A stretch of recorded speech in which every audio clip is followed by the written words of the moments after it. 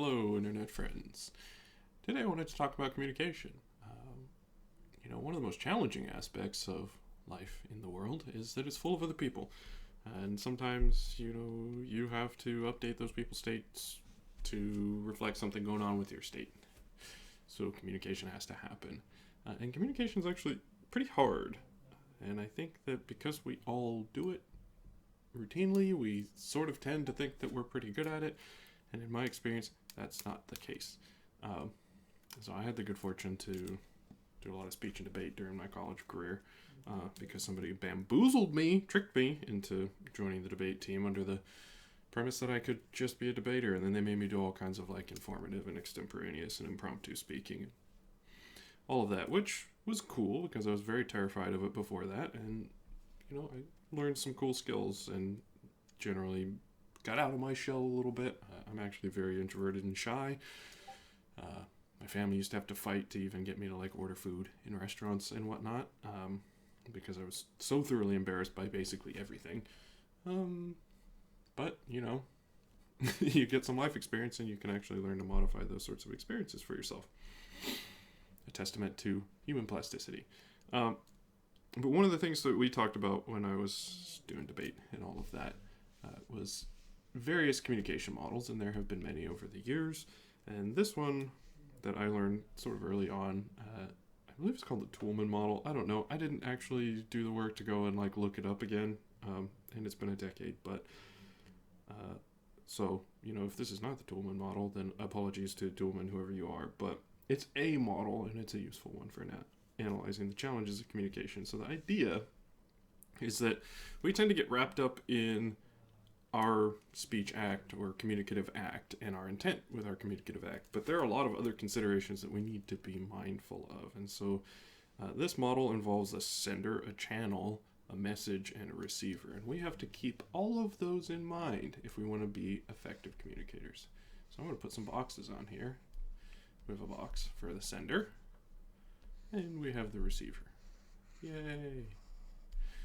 And there's some channel between them. Maybe they're sitting face to face and just interacting interpersonally in the old-fashioned way, or maybe they're sending text messages, or maybe one of them is making a video and the other one is watching a video. There are many ways that one can be engaged in communication, and then over that channel comes a message. Whee! The lines mean it's going fast. That's the basic model. We have a channel, we have a receiver, we should label all of the parts. And I like to add to the model that I learned, and probably other people have done this in more sophisticated ways, but here we are. Two little things, which are that over on the sender side, you have some sort of intent, and over on the receiver side, you have some sort of effect.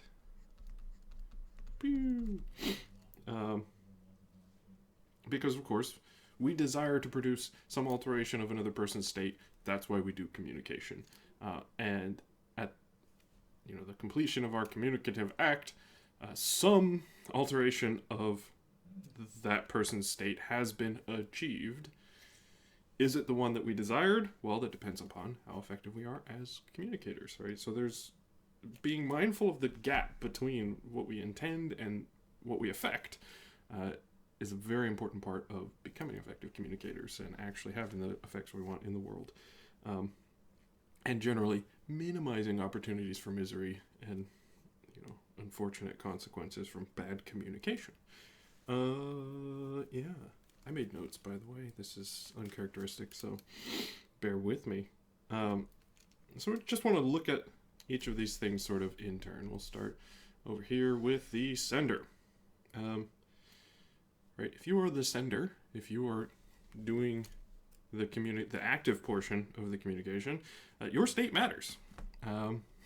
If you are in an unfortunate state of some sort, if you're emotionally disturbed or agitated or even just tired or intoxicated or any number of things, of course, that's going to massively diminish your ability to translate your intent into reliably the desired effect.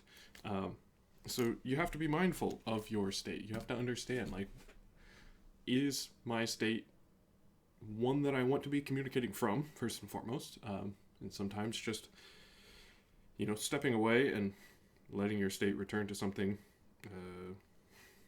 more pleasant is a good idea, instead of communicating in the moment where you are in a challenged state and are unlikely to translate your intent into the desired effect. Just understanding that if you have a disordered mind, you are unlikely to reach your intended effect, right? That the thing that you are trying to say and the thing that the other party hears can be very, very different. And neither of those is privilege, right? Communication is a two-party minimum sort of situation, and each of the parties has a role to play, but each of the parties also has an experience which is valid. I just had an experience of this the other day. I had a little dust up with a buddy of mine over what was ultimately a miscommunication, and I was trying to convey something, and I felt like, we were both cranky. It was right around New Year's, and we'd stayed up entirely too late. But I thought, okay, I'm gonna slow it down. I'm gonna get this right, and I, just didn't get it right. Didn't make clear what I was trying to convey, and he took it in a way that was not in line with my intent.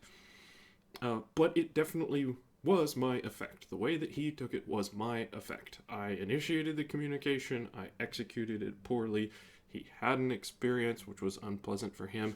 That unpleasant experience is an effect of my action, right? Even though it's about what was going on for him, right? And there was a lot that, he was cognizant of bringing to it. So we were able to, resolve that. Later, we just had a little chat about it. And he was like, I heard that this way, and I thought that's probably not what he's trying to say, but that's what it sounded like to me. And it's like, well, that's not what I intended to say. I don't have a privileged insight into what it is I actually said. And that's one of the challenges of sort of old school communication, if you will, is it doesn't actually leave a permanent record. And so, there are two records of what I said, what is in my memory and what is in his memory, and neither of them is actually privileged. And so, I was fortunate that I had the wherewithal to keep that in mind at the time and be like, what, actually, let me just, I don't know what I said. I know what I think I said. I know what's in my memory, but that's not the same thing. And since there's a conflict, why don't we just throw that out and recognize that may or may not have been executed well? Let's try it again, right? So we're able to just get at a situation where what I intended to convey actually got conveyed. We could have that confirmation after we had both sort of like calmed down and got out of the moment, and we're able to just slowly work through it instead of trying to communicate in the moment while we were still, having a little dust up there. So just being mindful of that sender state, right? If it's late at night and you're cranky, even if you feel like you really got a handle on it, you just might not. If the sender state was not good and you do not effectively convey your intent and it has an effect that is unfortunate, own that effect. Accept that. When somebody tells you what their experience was, respect the validity of that experience. And you're going to be more effective in communication. And in the long run, if you establish a pattern of doing that, people will give you the benefit of the doubt. My buddy said, I took this way, but I suspect that's not the way that it was intended, right? That opened the door for us to have a subsequent communication that got us to the right place. So that's a little rant on sender. Channel. Yeah, you really got to know what channel you're communicating over with. I mean, I have friends who I've known for 15, 20 years who will consistently not experience the effect that I intend if I communicate with them over text. It's just a known thing. For whatever reason, our two sets of assumptions are not compatible without all of the context that's provided by other forms of communication, right? Because If you have a very wide channel, like if you're actually sitting down face to face, or failing that, you're in a video conference or at least in a voice call, there are so many extra pieces of information that can sort of be attached to the message that are stripped out when you're in a sort of a narrow channel, when you're dealing with, text or email or something like that. There's so much sort of flavor to a communicative act that just is ripped away when you only have text. You can't understand very much about the sender's state, or at least infer very much about the sender's state, unless they're like writing in all caps or something like that. You kind of have to do a lot of guesswork based upon their diction, their phrasing, etc., that you don't have to do if you got a nice wide channel, if you can hear their voice, right? If you can, how fast are they speaking, or slowly are they speaking? Do they appear agitated? Do they appear to be trying to really control themselves? Those can give you indications that allow you to interpret the sort of raw semantic content of text, fill it in a little bit, get a sense of what's going on there. So just being mindful, is this a medium that's appropriate for, one, conveying the intent that I have, and two, interacting with the person I'm interacting with. Some people have very different assumptions around different media, and if you're not mindful of that and you choose the wrong channel, then you're not going to have the effect that you intend. So, you have to be mindful of the channel. And then the message, of course, the actual verbiage of your message. There's so much more to a message if you have a wide channel. Your body language, your tone, are all very important to producing the desired effect. And so those are part of the message. They augment the message if you select the appropriate channel. But understanding your message means understanding things like the language that you use. This is actually a really interesting issue for me. I speak in a really bizarre sort of formal register, and I don't know, I'm stuck with that. I read entirely too much Victorian literature at an important juncture in my life and started speaking in this strange way and have sort of spoken this way ever since. But, if I'm talking to my dad, I speak what the linguists call African American vernacular English, which is something that I didn't even realize I did, right? I code shift because he's a black man from Louisiana, and he's like 70, so he speaks very differently from all of my friends and other family in California. And when it's just the two of us, I speak like he speaks. It's just a natural thing to do. When you're with your family, you speak differently from when you're with your friends, or when you're with your workmates, or when you're just chatting with your boss, or when you're chatting with your boss's boss's boss.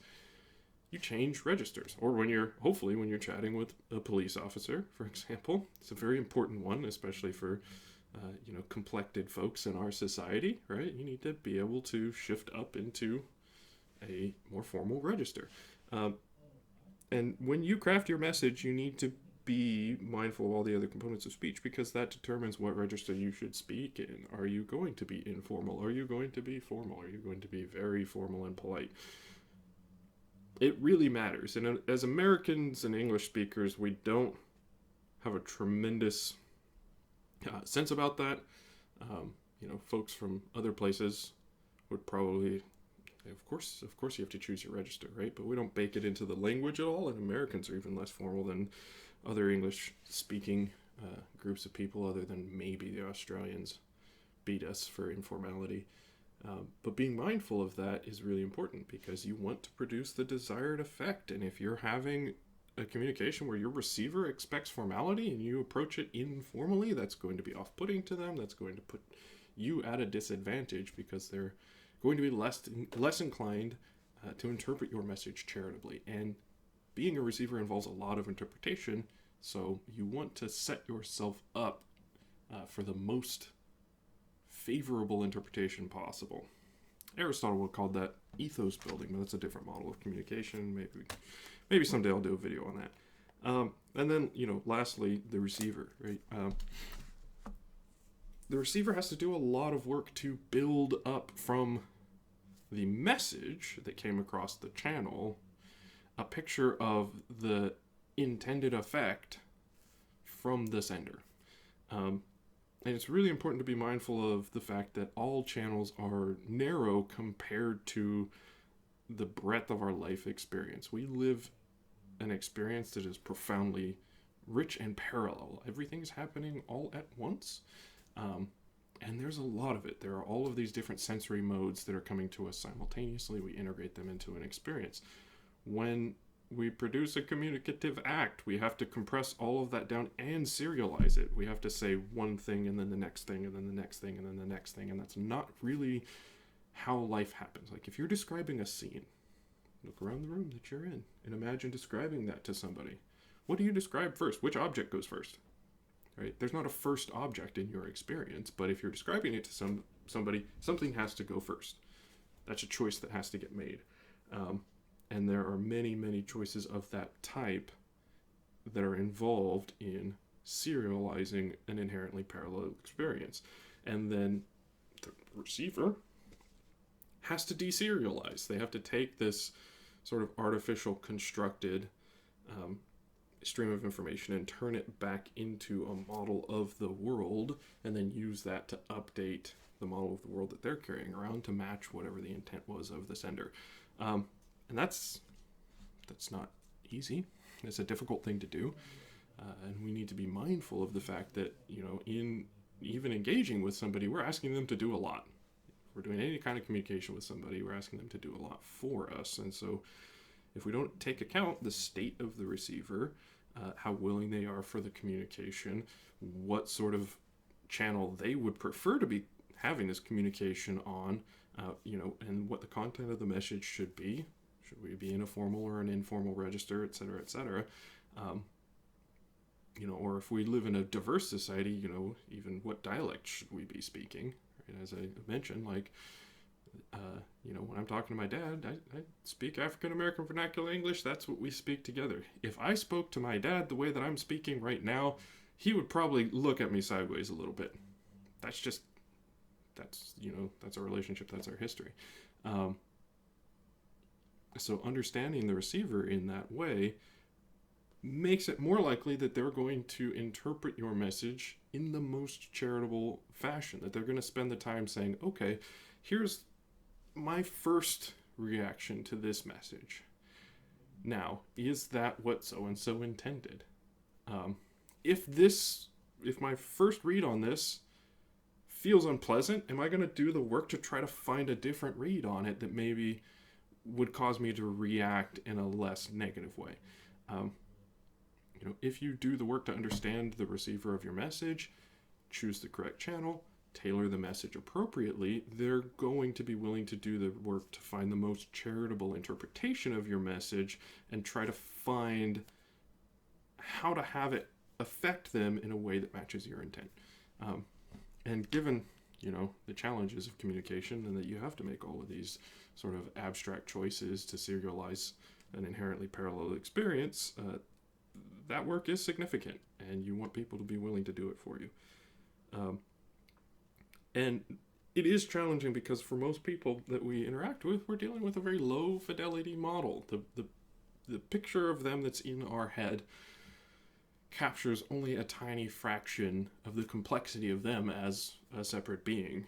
And so it can be difficult to really account for the receiver, but we got to do the best that we can. And we have to understand that since our model of them is low fidelity, the effect that our speech act has on them may be very different from our intent. We need to be open to feedback about that, and really be willing to approach feedback from a position of humility. If somebody tells you that something you said had an ill effect on them, own that. That's not their fault. That's your fault as a speaker, right? It's your responsibility to tailor your speech skillfully so that you don't have an unintended ill effect on somebody. And that really brings it to one of my favorite hobby horses. I'm on about this quite a bit, which is just in general in the world, intent versus effect, right? Because we tend to get very hung up on intent, right? I did something. This is what I intended. And if what actually happened was different from that, well, but, my intent was, well, nobody cares what your intent was. It's a reasonable first approximation because your intent is private. Only you know what your intent was. And the rest of the world doesn't have much reason to trust you about what your intent was in the face of effects which point in a different direction. All right, so nobody knows about your intent. Everybody knows about the effects you have in the world. So your resources really need to be invested in being mindful of your effects and really making sure that there isn't a big gap to the greatest extent possible between your intents and your effects. It feels like this is an opportunity to quote Jesus, which I always love doing because I like that guy, even though I don't buy into the metaphysics around him.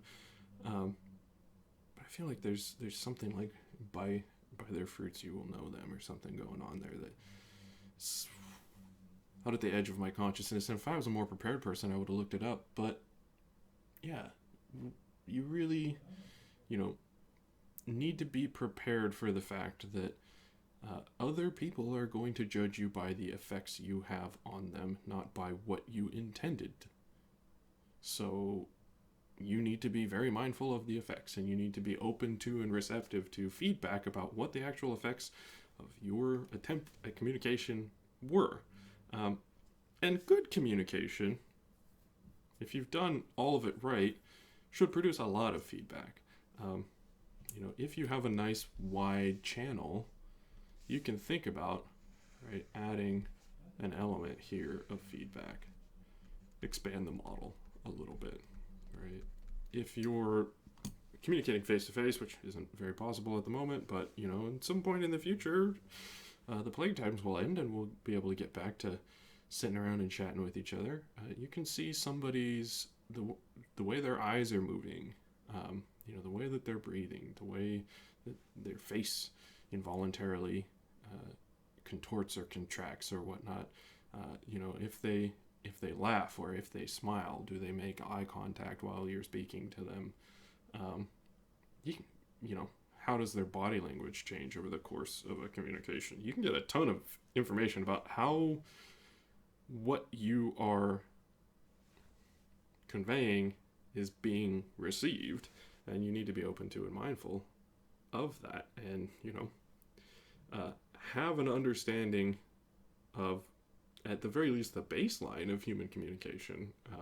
Surprises me how many people are just cruising through life not even aware of the fact that body language is actually pretty consistent.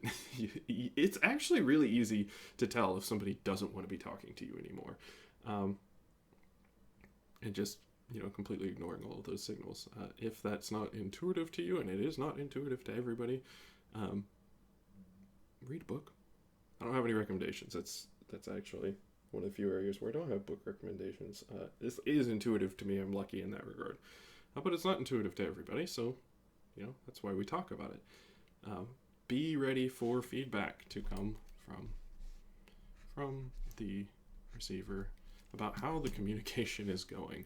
And then recognize as a last thing that at some point, all of the roles need to swap, ideally. Communication should not be one way. If you're just sitting there sort of putting out, and not giving an opportunity for other folks to send back to you, it's going to be rough to maintain, and you can get very far off the mark in your effects versus your intent without realizing it. So break it up, keep it small, keep it short wherever possible, and get be the receiver, and get sort of a full message back, which is the best feedback. So yeah, those are just some, a pretty simple model of communication. There are certainly more sophisticated models of communication that one might use. But I find really helpful just to start thinking about, okay, What is the state of the sender? What is the selected channel? And the challenges that represents. How is the message to be crafted? What is the likely effect on the receiver given what we know about the receiver? And how can I be available for feedback? If you keep those things in mind, communication is going to be more effective. And effective communication is much better if you want to be a happy human being.